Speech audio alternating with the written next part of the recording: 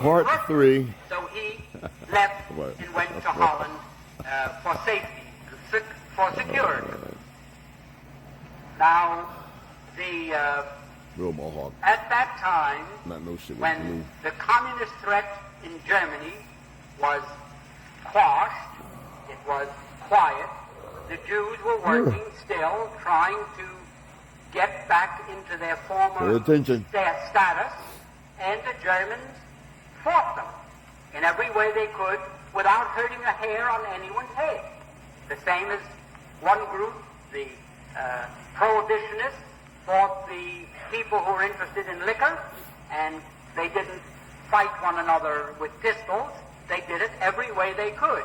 Well, that's the way they were fighting the Jews in Germany. And at that time, mind you, there were 80 to 90 million Germans, and there were only 460,000 Jews. Less than 0.5% of the population of Germany were Jews.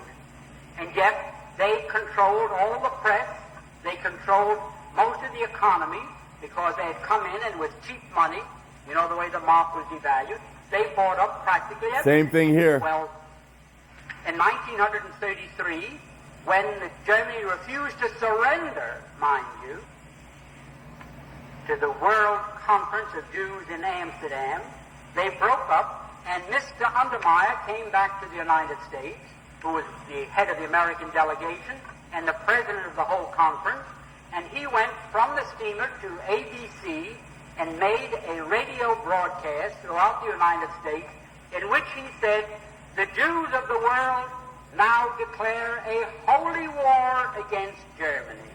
We are now engaged in a sacred conflict against the Germans, and we are going to starve them into surrender.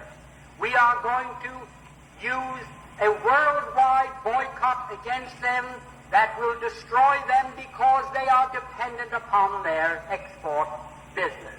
And it is a fact that 2/3 of Germany's food supply had to be imported, and it could only be imported with the proceeds of what they exported, their labor.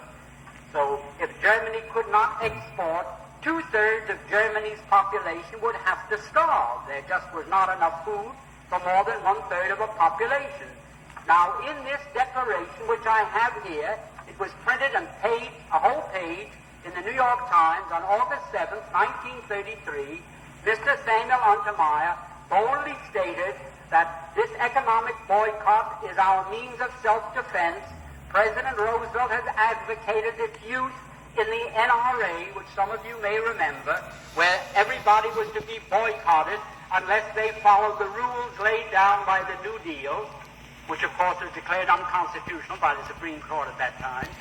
Nevertheless, the Jews of the world declared a boycott against Germany, and it was so effective that you couldn't find one thing in any store anywhere in the world with the word "made in Germany" on it. In fact, an executive of the Woolworth Company told me that they had to dump millions of dollars worth of crockery and dishes into the river, that their stores were boycotted. If anyone came in and found a dish marked "made in Germany," they were picketed with signs, Hitler, murder, and so forth, and like something like these sit-ins that are taking place in the South. R.H. Macy, which is controlled by a family called Strauss, who also happen to be Jews, a woman found stockings there, which came from Chemnitz, marked "made in Germany." Well, they were cotton stockings. They may have been there 20 years, because since I've been observing women's legs in the last 20 years, I haven't seen a pair with cotton stockings on them. So I saw Macy boycotted with hundreds of people walking around with signs, "murderers," and "Hitlerites," and so forth. Now, up to that time, not one hair of any Jew had been hurt in Germany. There was no suffering, there was no starvation, there was no murder, there was nothing. Now, that, naturally, the Germans said, "Why, who are these people to declare a boycott against us and throw all our people out of work and our industries come to a standstill? Who are they to do that to us?" And they naturally resented it. Certainly they painted swastikas on stores owned by Jews. Why should a German go in and give their money to a storekeeper who is part of a boycott, who is going to starve Germany into surrender into the Jews of the world, who are going to dictate who their premier or chancellor was to be? Well, it was ridiculous. That continued for some time. And it wasn't until 1938 when a young Jew from Poland walked into the German embassy in Paris and shocked one of the officials that the Germans really started to get rough with the Jews in Germany. And you found the men breaking windows and having street fights and so forth. Same tactics. Now, for anyone to say that, I'm talking about Republican Democrats. I don't like to use the word anti-Semitism because it's meaningless, but it means something to you. They stole the Republican Party from us, the so-called Negro.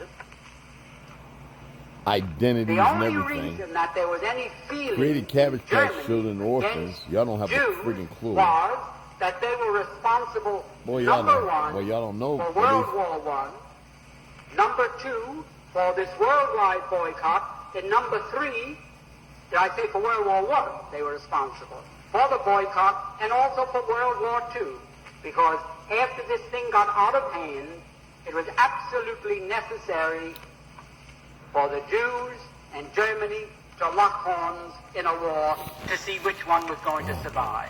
In the meanwhile, I had lived in Germany, and I knew that the Germans had decided Europe is going to be Christian or communist. There is no in-between. It's going to be Christian or it's going to be communist.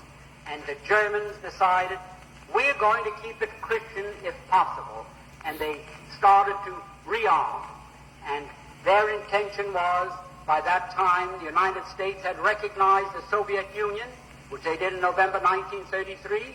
The Soviet Union was becoming very powerful, and Germany realized, well, our turn is going to come soon unless we are strong. The same as we in this country are saying today, our turn is going to come soon unless we're strong, and our government is spending 83 or 84 billion dollars of your money for defense, they say. Defense against who?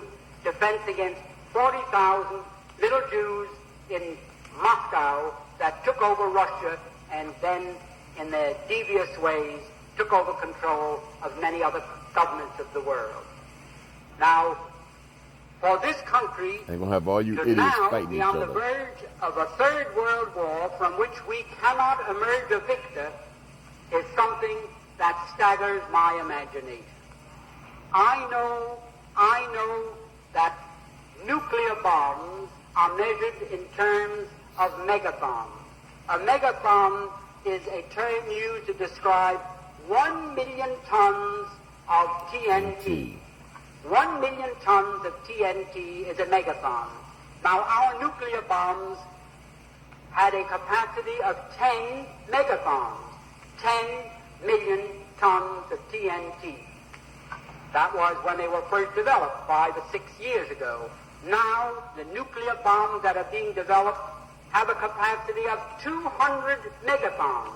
And God knows how many megathons the nuclear bombs that the Soviet Union has have a capacity. So, what do we face now?